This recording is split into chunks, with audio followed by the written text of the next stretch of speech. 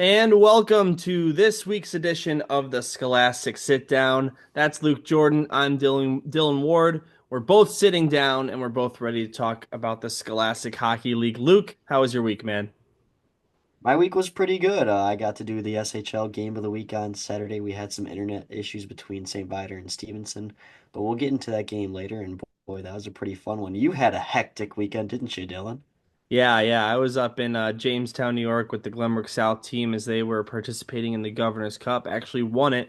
And that leads us into our preview here. We've got last week's recap. Then we're going to cross the Glenbrook South representative off of our list of all 11 teams. Ryan Mulvey, the captain, will be joining the show later, and we'll touch a little bit about the Governor's Cup. Then we'll look at the SHL standings, and it's really getting close there at the top and at the bottom. So still a lot to play for in these SHL regular season games. We've got next week's preview, then as always, our question of the week and trivia. So Luke, we're going to start off by talking about last week. And for the first time, there was actually some substance in the SHL as we've had a lots of breaks for the showcase and of course the Thanksgiving tournament.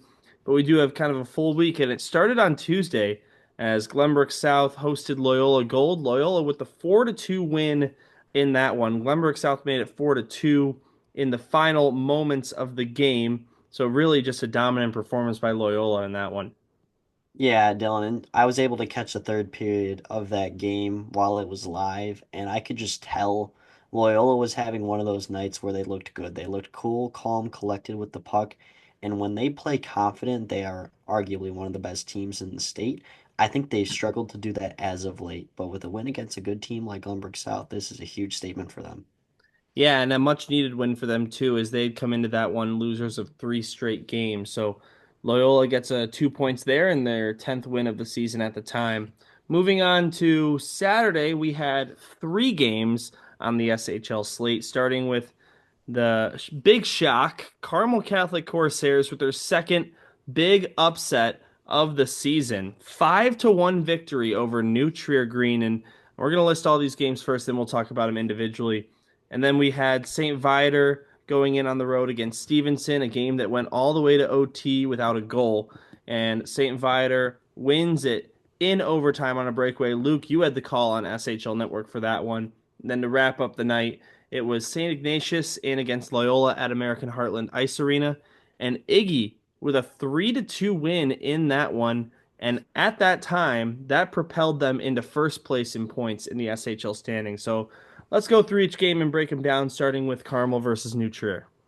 Yeah, this is a score that, not many people have expected. We've had a lot of those situations this season, and it's funny because we were actually prior to the Stevenson Zane Fighter matchup, Max and I were talking to Dan Wood, coach of the Stevenson Patriots, for a long time. It was very nice to have his time. But one thing he was talking about, we were like, yeah, no, Carmel just beat New Trier. And he goes, honestly, it really doesn't shock me with how fast and quick their gameplay is. They can catch you on an off night, and that's exactly what they did. I mean, this wasn't just one period of magic for Carmel. You're talking about two goals in the first, two goals in the second, or sorry, one goal in the second, and then two goals in the third. It was really spread out, well done. They were outshot, but it didn't matter because Thomas Steiner played standing on his head, 34 saves on 35 shots. Yeah, Deacon Rose with a pair of goals in that one too, one of our previous podcast guests. As now we shift to the SHL game of the week. It was the second meeting of the season between big time rivals St. Viator and Stevenson. St. Viator won earlier this season, and with the 1-0 OT winner, they make it 2 out of 3 against their rival, and they take bragging rights with the STV Cup. Yeah, Dylan, these are two teams with very high ceilings, and I think that Stevenson really showed that in this game up until the end. It just happened to be a nice turnover caused by the St. Viator Lions, maybe a tripping penalty, some would argue, but if you want to be the ref of that, virtual fans, check it out. It's on the SHL Network YouTube page as a re-uploaded DVR. But Stevenson was really fighting. They outshot Viator. They were basically outplaying Viator. John Mayer was playing an incredible game. I had one of my favorite lines was Stevenson waiting on the world to change to score on John Mayer because John Mayer is an artist and that is one of his song I tracks. love that. Max Good. got a chuckle out of that. But yeah, just in general, it ended up being one team who made a mistake at the end and Jeong Hong buried it. Fun game, fun atmosphere, and just overall good time. Yeah, and then to wrap up the night, it was St. Ignatius against Loyola. Or we already talked about the game. 3-2, the score of that one, as Jackson Styloff scored the game winner, and this put St. Ignatius in first place in points with the New Trier Green loss earlier in the season. Things have changed since then, but how about those Wolfpack? They're getting hot at the right time. And you know, Dylan, I feel like we've been saying that all season because they've always been able to exceed expectations. I believe even when we were talking to Spencer Montgomery a long way of episodes ago, we said, how about those St. Ignatius? How about this team? And it's crazy because I think when we said that, they were like 5-2-2, maybe. They weren't even off to that great of a start, but they had some statement wins, and they just continue to do that. They have games where they let themselves down. And Montgomery said that during a previous podcast. But, this is just a huge win. You talk about Loyola, who's rolling off of a huge win against Glenbrook South. You come into the weekend, it's all reset. It's all focused on that specific game, and St. Ignatius with a nice win on the road. Yeah, no kidding. All right, now moving into Sunday, we had three games on the slate. New Trier Green looking for a bounce back win after losing to Carmel the night before. They got it 3-0 the final score over the Stevenson Patriots. 3 goals in the first period, and that was the score. It stood up. And then we had the York Dukes in against the Fenwick Friars, and Fenwick was in desperate need of a win. They had lost a handful in a row in SHL play, and they got it. They erased a 2-0 lead after York put up after the first period. 4-3 winners in the shootout in that one. And then our second 3-0 final score of the day was the Loyola Gold versus St. Viator, as the Ramblers scored a goal in each period and won by a final of 3-0. So, Luke, let's break these down, starting with Stevenson versus New Trier. Like I said, New Trier with 3 goals in the first period, and that score stood up. Yeah, and New Trier was coming off of two straight losses, believe it or not, because you look back to November 17th, they lost to St. Viator 4-1. And then they didn't play another game until the 7th, where they lost to Carmel. And they come into this game and they weren't letting three losses in a row happen, scoring 3 goals. Like you said, first period, and from there it just seemed to be domination. I wasn't able to catch the game, but shots on goal will not tell you who dominated a game, but it can tell you who possessed a game. And when you look at a total like 30-14 favoring the Trevians, it seemed like they were in full control in that one. Yeah, you talk about the tough stretch for the Trevians. You got to remember the O'Grady Cup too, the championship game. They lost that in the fifth overtime, and they beat Fenwick in that tournament by a final score of 6-0. But besides that, it was three straight SHL losses, losses against SHL teams coming into this one. All right, York Dukes, Fenwick Friars down at the Edge Ice Arena, and this was quite the game, Luke. It was 2-0 after the first period. And then Fenwick scored three in the second. York also had one. 3-3 going into the third. And then it went to OT. Still no goals. And then eventually the shootout, which went 3 rounds. And Christian White with the winner. Cole Alessi and net 3 for 3 on the penalty shots. Yeah, Dylan, and I believe this their third meeting on the year? Did the season series already finish? Because what I was going to mention is that Fenwick and York, I mean, it's got to be a game of the week at some point this year or next year because for some reason I feel like whenever I see these two logos associated in one matchup, it makes me think this is going to be a good game. We saw a 4-3 game favoring Fenwick in a win against York in September.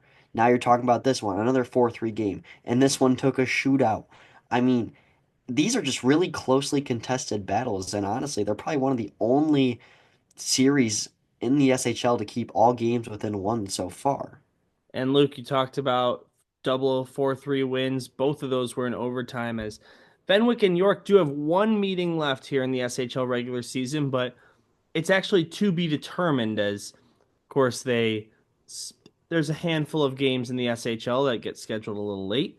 So we'll see when those two teams meet for the last time. But I know with a cancellation of Fenwick versus St. Ignatius, which was a game of the week earlier this season, who knows? There might be some in the budget to add one more SHL game of the week, and that would be a great choice for J&M Media if they happen to watch this podcast. And finally, Loyola 3-0 winners. Like I said, a goal in each period for Loyola, playing the 51-minute game. Declan Smith, the goaltender for the Ramblers, making 23 stops on the 23 shots he saw.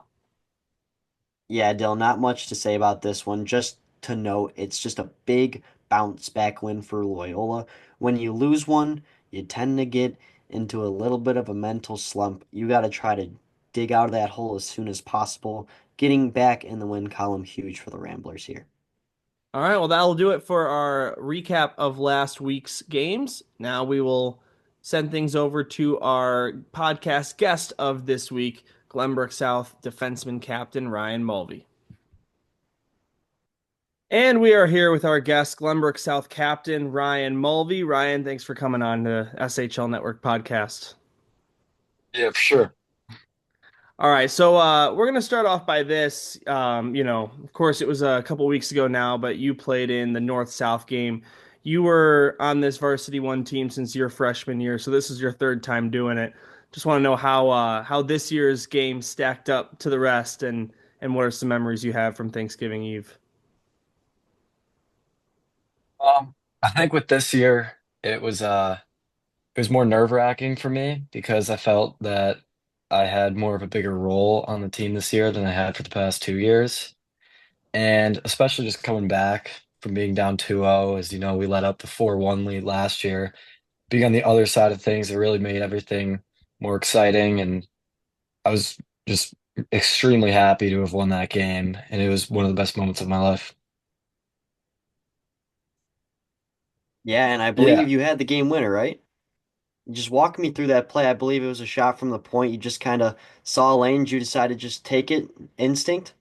Yeah, Evan Bennell who passed it to me. He's always looking for the cross ice, so I kind of knew I was getting that puck, and I was just looking to shoot it on net for a rebound, but instead Ben Stevens was there to screen the goalie and was able to go 5-hole. All right, well, I mentioned earlier you've been on this team since your freshman year, and now you're a captain here in your junior year. Just want to know what you've learned from being on this team for your last 3 years and how you've changed sort of your play style or even off ice, just things you do when you prepare for a game this year versus when you just started out. Yeah, I've kind of learned, a lot of different things mostly from my brother. I've picked up on his kind of routine before the games after playing with him. I really, for the past 2 years, didn't have a big routine before games. I was going in, preparing myself for the game, yeah, but I really had nothing. But this year, I've kind of picked up a routine, and I think I picked up that routine from learning from other players that I've played with, and it kind of helps me prepare more for games. Yeah, and Dylan and I love to ask well, me especially, we love to ask the guests their favorite pre-game meal, considering it was one of our questions of the week earlier in a different episode of this podcast series. So, got a favorite one in mind, Ryan? Uh, I mean, yeah, I usually just have a turkey sandwich before games. Can't go wrong It's a with good that. choice. Yeah. All right. Well, over the weekend, you and the rest of the team went to Jamestown, New York. I was there too, broadcasting your games, and you guys won the championship there. That's not an easy tournament to win. Lots of high-level high school hockey talent from all over the U.S. and Canada in some cases. But, you know, hockey-wise and off the ice, how was that experience for you, bonding with the players and then ultimately winning the trophy? It was really fun. Really good experience this year. As this is my third time going, but this has been one of the best that I've been to. And I think just getting to play those extra games will help us build momentum on to playing these next couple games in the SHL. And I think especially winning that, it was big for us on our momentum because we have 5 games coming up in these next 7 days. So that momentum's really going to help us. And just talking to a lot of former hockey players and myself being one of our favorite memories, and now that you're in your senior year, is that we always loved going on tournaments and having a good time. And obviously, you just had that experience at the Governor's Cup. What in specific about tournaments in general make just that experience so special? Sorry, could you repeat the question? Oh, I'm saying I kind of stretched it out there, but just to put it in Yeah. short, what about traveling to tournaments makes the experience so special and a favorite of so many players? I think it's just team bonding, especially for this one, we got to take a bus. So we were on the bus with our team for 9 hours going to New York. And I think just team bonding, talking to the boys, not really focusing on hockey on the bus, just having a fun time. I think that really builds into games and you learn how each other are, or sorry, you learn like how or I don't even know how to explain it, but you just like learn more about each other just from not talking about hockey, and it kind of transfers out over to the ice. All right, well, last one from me. You just talked about tough stretch for GBS over this next week. You've got New Trier Green twice, Glenbrook North, Fenwick, and St. Viator. So some tough teams in there, especially in New Trier Green, playing them twice. Glenbrook North, is going to want some revenge after the first meeting of the season. Uh, how does the mindset shift when you've got such a tough stretch like that versus maybe earlier in the season when you're playing once or twice a week against teams that aren't as close to the top of the standings? Yeah, I think just after every game, I mean, recovery is key. I think, I mean, we're gonna have to keep our foot on the gas every single period this weekend. We can't take a period off against these teams. So I think the recovery is really key to helping us with these games. And I mean, it's a tough 5 games, but we've been there before, as usually in January, we stack up January and have a game almost like every other day. And we didn't do that this year, but I think a lot of us are used to it. We have great stamina, especially playing with a short team, like short roster with injuries. We know what our stamina is, and I think we can compete in all 3 periods. And last question on my behalf, one of the earlier SHL games of the week in the early season was actually you guys versus New Trier in that first SHL matchup. You guys did end up losing 5-0. What needs to change from that game or just from typical performance? What has to be better going into that matchup? I think it's just going back to how we have to play all 3 periods and all 17 minutes of the 3 periods. Because, I mean, I think they scored like a few quick ones in a short amount of time. Yeah. And Yeah. It was I 0-0 think, after the first, so yeah. yeah. And I think after one goal goes in, sometimes we tend to fall apart and the momentum shifts to the other team. And I think even if we get let up another, or even if we let up a goal, we can't lose that momentum. But I think, yeah, keys 3 periods, and ultimately we got to get the first one because the first one, then we'll get going. All right, sounds good. Ryan Mulvey, thank you so much for joining the Scholastic Sit Down. Good luck this week and the rest of the season. Yeah, thank you for having me. All right. All right, that was Ryan Mulvey. Ryan, thanks so much for hopping on the show. As Luke, we've now figured out we are what, seven or no, six out of the 11 SHL teams we have gotten a guest from, as we made it a goal in our first episode to have at least one representative, whoever it may be, from each team. So now all we need is Lake Forest, Loyola, Stevenson, and York. So we'll definitely have to make sure we get some of those people on before the season comes to an end. We have got plenty of time. We might double up on some teams too. We'll have to see. But we're going to talk about the standings here in the SHL now. A new segment. This is our third week doing it, where we just go through the standings as it stands. Because you see the power rankings on Instagram and my hockey rankings, of course, but the standings tell a little bit of a different picture. As exactly where teams are sitting in terms of seeding and when it comes to the SHL playoffs. So let's have a look here. Right now, in first place, it is a tie in points, but New Trier with the points percentage tiebreaker, 13 and 4. No overtime losses for 26 points. Tied with them, St. Ignatius 12, 5, and 2. uh, as they both kind of are that in that tied for first place spot. Underneath them, it is Loyola Gold with a record of 11, 5, and 3, 25 points. In fourth place, Glenbrook North, but plenty of games in hand for them. 11, 3, and 0, 22 points. And they've actually got the best points percentage in the SHL in spite of sitting fourth place in total points accumulated. Then in fifth place, you've got St. Viator, 11, 5, and 1. They've been hot lately, winners of four of their last five, and they've got 23 points. Glenbrook South in sixth place, 9, 5, and 1 record. They've also got plenty of games in hand, 19 points. The York Dukes, 7, 9, and 4, 18 points. They have picked up at least a point in their last five games with a record of 4, 0, and 1. Then you've got Lake Forest 7, 12, and 2 in eighth place, currently occupying that last playoff spot if the season ended today with 16 points. Carmel Catholic, they've won two of their last five, 7, 10, and 1 record for 15 points. Stevenson 6, 10, and 2, 14 points in 10th place, and Fenwick 5, 15, and 0, but winners of their last game. So Luke, let's kind of break this down a little bit, starting with the top. And those top four teams, really top five teams, only separated by 3 points. Pretty unbelievable. Yeah, no, it's getting crazy for sure. And you talk about how New Trier is tied for first, but they do have a two-game advantage, and that's really important. But you cannot let that go to waste. All it takes is one loss and a St. Ignatius win, and they are ahead of you, whether you got more games on them or not. I think New Trier is just, you can't, I forget which coach said it. One of these coaches said you cannot be playing at the A plus level every game. It might have been actually Coach Spencer Montgomery before the O'Grady Championship, if I recall.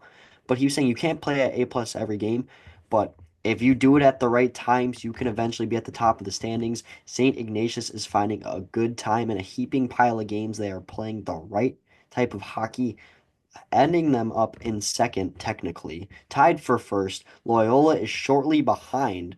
And they have the same amount of games as St. Ignatius, so that top race is getting super tight. And don't forget to rule out Glenbrook North. I know they only have 22 points, but you're talking 14 games for GBN compared to 19 for Loyola, 19 for Ignatius, and 17 for New Trier. So it is going to really heat up for that regular season championship. So we get closer to that 30 mark. Of course, 30 regular season games in the SHL, three against each of your opponents.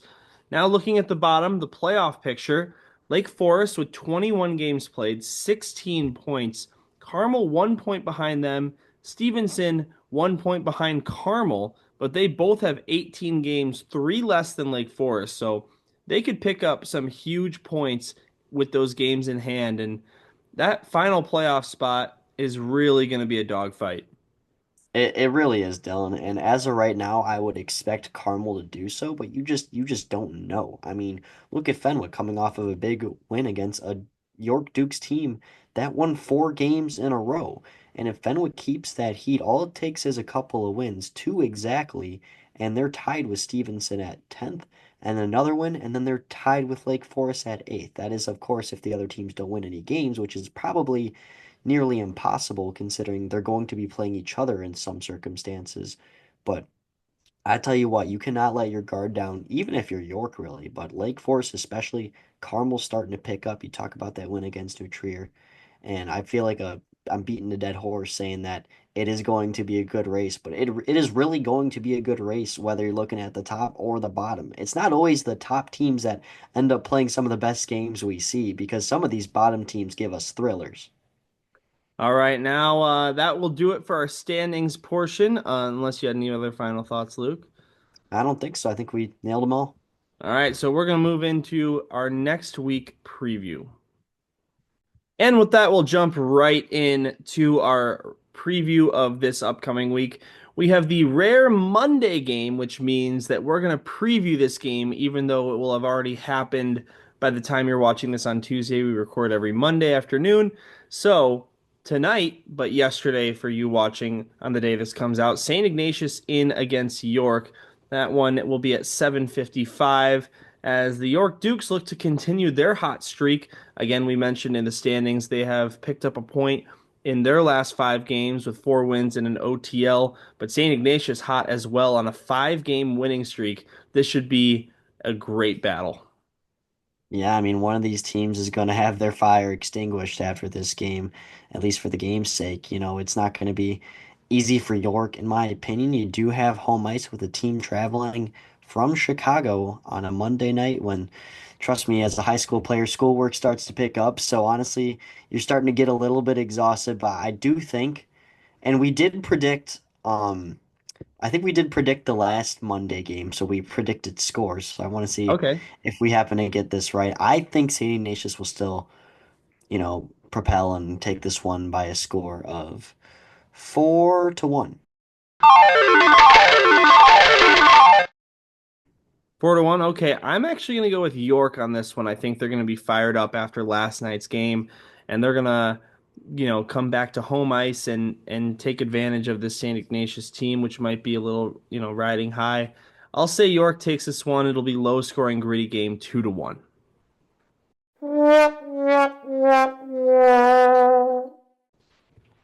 All right, up next, and yeah, well, obviously you could just look up and see how we did when you're watching this video. We're both probably spreading misinformation at this Yeah. time being anyway, so. A little time traveling here from us, but all right. Up next, we've got one game on Wednesday. It is Glenbrook South versus New Trier Green, second meeting of the season, and one of 2 meetings this week between these two rivals. New Trier won 5-0 the first time these two teams played. We touched on it a little bit with Ryan Mulvey about what needs to change preparing coming into this one. Talked a lot about playing a 51-minute game. This should be a pretty good one. Late 9:10 start on Wednesday. Oh yeah, good old 9-10. And I really don't think that'll affect either side considering they're, fairly close to each other. New Trier just a little bit more east, but GBS, it's going to be tough. It's going to be a tough week. You talk about playing New Trier twice. You need to win both games to win the season series. And winning the season series in recent years against New Trier hasn't been as much of a problem as it seemed so far for GBS this year. I just do think New Trier is going to have that bounce back. They tend to have a loss or two, and then they go on a streak. I think they're going to hit that streak again, and it could start with a nice win against GBS. All right, and then the weekend really gets crazy fast as we kind of get remnants of a few weeks ago when we had all those games throughout the weekend. So how about 4 games on Friday? We've got Glenbrook North in against Carmel, Stevenson traveling to York for a game in Addison, St. Viator against New Trier. St. Viator already beat New Trier earlier this season. And then we've got Glenbrook North going to Ridgeland Commons to play the Fenwick Friars. So, Luke, out of this 4 game slate, what stands out for you? Well, game-wise, I think St. Viator and New Trier will be a great game. You talk about how the Lions are one of 4 teams to take down this Trevian squad. They're on the road, 8 p.m. start. Should be a good one. But, something that is crazy to me is, yes, it is a Friday night, but still the earliest start, 7:20. You typically tend to see a little bit of an earlier start than that. And also, lastly, it's Friday the 13th, Dylan. Oh, that's a very good point. Well, Could four be of some these scary teams, upsets. We'll yeah. see. Well, 4 teams on Friday can just blame their loss on a Friday the 13th unlucky, but maybe we'll see an unlucky bounce here and there. That should be interesting. I'll be at the Glenbrook South Fenwick game, so we'll see if anything happens in that one. And then on Saturday, we've got 5 games. All teams except for one are in action starting at 1:50 p.m. We've got the York Dukes against the Carmel Catholic Corsairs, Stevenson Patriots and St. Viator Lions all ready with their third meeting of the season series. This time it shifts to Mount Prospect Ice Arena. Lake Forest against Loyola. That one's at Heartland. We saw Lake Forest take down Loyola earlier this season. We've got Glenbrook North and Glenbrook South. So obviously a big rematch of Thanksgiving Eve. This time the game will take place at Glenview Ice Center. And Fenwick will play New Trier Green. And that Fenwick New Trier Green game is one that we actually previewed in our last episode, but because of Fenwick, I believe, had 5 to 6 players out with illness. Oh, So jeez. the teams agreed to postpone the game by a week. So there it is, fresh on your schedule for Saturday. Yeah, I've been familiar with that before, except one time we were at North Shore. I think it was my junior year. We were playing, I want to say New Trier White, might have been gray at that time point of time, but we had 9 skaters. So just, going off of experience, you might as well just postpone a game where you're short numbered because when you get to that third period, you just can't even catch your breath. So chess move by Fenwick because they're going to need bodies against a team who just constantly rolls 4 lines of speed like New Trier. And something that stands out to me about this Saturday slate, Dylan, obviously you have the Saturday night GBN GBS. That is going to be very exciting. But if there's a game this week that I want to see the result of the most, it's York and Carmel. We talked about how they're both battling for playoff spots, and sometimes it's not always the top matchups that give you the best results. I think York and Carmel could give us a cinematic Saturday. They very well could. And then wrapping up the week with Sunday, we've got three games starting at 4:10 p.m. St. Ignatius against Loyola Gold at American Heartland Ice Arena. That will be your SHL game of the week live on YouTube. So looking forward for that one. Nice rivalry there. Then we've got Glenbrook South against New Trier for the second time this week. As this time they'll play at North Shore Ice Arena. That one will be at 5:30 p.m. And then closing out the week at 7:15 p.m., you've got Stevenson and Glenbrook North. So a busy weekend indeed as we see the quick rematch between Glenbrook South and New Trier Green and the SHL game of the week as well. Yeah, a lot of fun matchups to look at this one, Dylan. Only three, but all three of them should be entertaining. St. Ignatius and Loyola have given us good games, and what I believe will now be their third meeting of the year. This is going to close it out, right? Yeah, I think I so. want to say so. And then Glenbrook South meeting New Trier for the third time. This is going to have some bad blood in it, considering they've already met earlier in the week, like you said. And Stevenson, taking on Glenbrook North, I think that could be very interesting as well. But overall, if I had to pick a game of the week, which we tend to do, I would say still York and Carmel on Saturday is the one that has me grabbing my bag of popcorn. I think that's a pretty good pick. I uh I feel like the obvious pick for me is probably Glenbrook South and Glenbrook North. So I'm gonna choose a less obvious game, but still what will be a really good game. I want to pick Glenbrook South versus New Trier Green, the Sunday game, and specifically because I want to see how both teams respond to whatever the result is on Wednesday. I think that'll be really interesting. And Luke, you played high school hockey. Was there ever a time where you played a team twice in only a couple days? And what changes about just a regular matchup between that team? I mean, you can look back when you play any team, you can look back at earlier games throughout the season you played them to take notes. But when it's as fresh as 4 days ago, I mean, that could really help you out in terms of your preparation. Yeah, teams tend to change their styles on occasion, but when you're talking games within a week, you have that quick resource of, hey, they were doing this, they were doing that, they're probably going to be doing it again. So you need to make adjustments to what you weren't doing right, and the team who does that better typically is the victor. And another thing is just in general, it gets physical because you start to develop, you know, a what's the word? A very short-term rivalry no matter the team because you're playing them again no matter the score of the previous one. There's a couple of chirps that you might remember. Might be a couple of chirps that you've given that you're trying to hang on to and prove that you're the right person in the situation. So I think in general, you talk about Glenbrook South and New Trier, it's going to be high flying. A lot of it's going to be coming from the heart, especially on a game on a Sunday when these two teams have already played a decent amount of hockey over the weekend. So it's gonna be fun. And just in general, when you get to play a team again, whether you win or lose, you always look forward to it.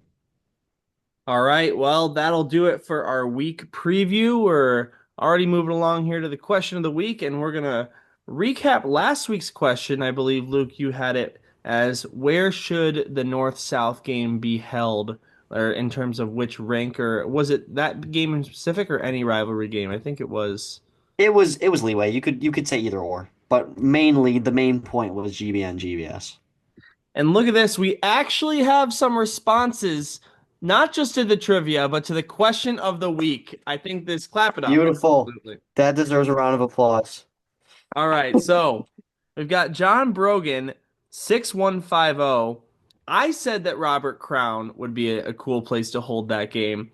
He said the problem with the Robert Crown rink is there's no parking or concessions. I think that that's a great point.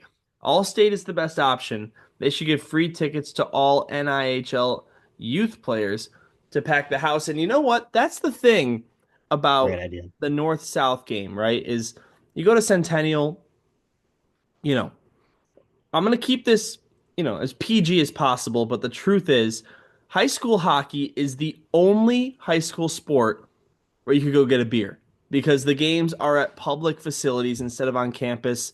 And, at the end of the day, that's a big talking point for all the parents. And it's they'll like to socialize, have a couple drinks, but Centennial does not have a bar or restaurant in it, just some vending machines. So I think that that's a really solid point, and something that the Glenview Ice Center has, where the Titans usually play their home games. So that would be interesting to especially get some concessions. Absolutely. And I think another thing to note about what he said, I love the idea of getting youth hockey involved. I think that's something that a traditional game like that is missing, whether you're getting the Northbrook Blue Hawks or the Glenview Stars out on the ice. Future Spartans and Titans getting out there, getting involved, seeing how cool it would be to play in this game, because that could eventually alter some of the opinions of some of these players who eventually travel to go play juniors. They could eventually stick here and play high school. My one revision of that is I wish you would specify, make sure you put all the Nihil kids far away from the student sections because they do not want to be learning new words. I'll tell you that much. Yeah, no kidding. And then also we had a response from Dana Loken, who Of responded to course, the the question of the best. week as well as trivia. His comment: "Thanks for the shout out, Luke. Great meeting you as well. Sorry I missed you, Dylan, but you were already starting the JV broadcast." And lastly, I'd say the edge for the North-South game. Lots of space in that West rink for fans. You are not kidding. The Edge Ice Arena has been a wonderful home for the state playoffs. Obviously, last year was its final year as the hub for the A-High State playoffs as they moved to West Meadows Ice Arena for the next following seasons. What? And Luke, you look a little surprised. Did you not know I that? had no idea that was happening. Oh yeah, yeah. All Dude, the I could like point and West Meadows is right there. No, I'm 5 minutes away, so I'm happy to hear that, Dylan. Wow, yeah, yeah. That'll be the new the edge for all things state playoffs. So That's awesome. that'll be And exciting. I, as much as I'm a total West Meadows biased person, I will miss the edge. I think just how many people, I think it was, what was it, York St. Ignatius, where that's a big rink that formerly held the Chicago Steel, and you got York students going, filling about just about 25% of the place. I think that kind of seats around the entire rink view is Yeah, really right. unique in high school hockey. Great broadcasting place. I've been able to do a high school hockey game there. I think it was Fenwick and Brother Rice actually a couple years back when we did stuff for the CCHL network. I've been able to do a juniors game there when the Chicago Cougars played there. It just feels so, everything about it feels so professional. I am going to miss that, but I will say West Meadows is not a bad spot as well. You got the sound, it's a big place, but the sound still bounces off the walls. It gets rowdy in there. Yeah, lots of stands. I've only been there once, but Luke, probably like what, 20 rows of bleachers? A lot of them. We've had, I want to say 7, 8, 9 years back, we had a Chicago Wolves preseason game there when they played Oh the Ice wow. Hogs. I was very young attending that one, but you can get a lot of people in there. There's a lot of parking, and you just take this all from somebody who's played not only his youth hockey there, but I played my high school hockey there. So I could tell you the ins and the outs of that rink, and I have a lot of good things to say about it. Well, if you've never been, many of you will see it once the state playoffs go into full force. But anyway, yes, the Edge. would be a cool place for the North-South game. You can get that place packed, like you said. You compared it to some of the state playoffs, and obviously we saw a state championship held at the Edge a few years back, where Stevenson won in 2022. I think that would be a great place. But this week's question of the week is going to be, what is the best jersey in the state, excluding SHL teams? So obviously we have our jersey battle coming up, the voting tournament on Instagram, but that's only SHL jerseys. Luke, what is the best jersey you've seen in high school hockey here in Illinois that's not an SHL side? I got two that popped right to my mind, and my runner-up would be probably the Warriors' new ones. I Mm. love that light blue. It is a sweet color. But there's nothing that hits harder personally than the Deerfield black uniforms Oh with the yeah. red helmets. It's kind of a similar concept to Barrington's old alternates. You can't go wrong with black and red. It just looks great in a place of Chicagoland. And just I've seeing those jerseys up close as a player for the Chiefs when we took on Deerfield, it's like, wow, they really nailed those out of the park. So I'd have to say Deerfield. I think that that's a really good answer. I have mine in mind too. I'm going over to the CCHL and the Brother Rice Crusaders. A few years ago, they debuted a dark blue jersey with orange lettering, no borders around the lettering, just very simple two-tone orange and navy blue. It reminds me of the new Edmonton Oilers alternate. Even the logo on the front of the jersey is just that color palette. It's not there's no extra colors in there, just like the Oilers. And when I saw those things in person for the first time, I thought that they were very sharp and sharp because they were simple yet effective. Just a really nice look. And Luke, it looks like you might be trying to find a picture of I them. am trying to find them, Dylan. Here, let's Ah, see it. Well, you I'm said sure. dark blue? Or are you Yeah, saying more of a, dark because I blue. see one that's more like a maroon, but you're saying dark blue. Or oh, I guess it is maroon. It I'm is kind of sorry. maroon. Yeah, I'm, no, I'm you're thinking not of the you're not Oilers. far off though.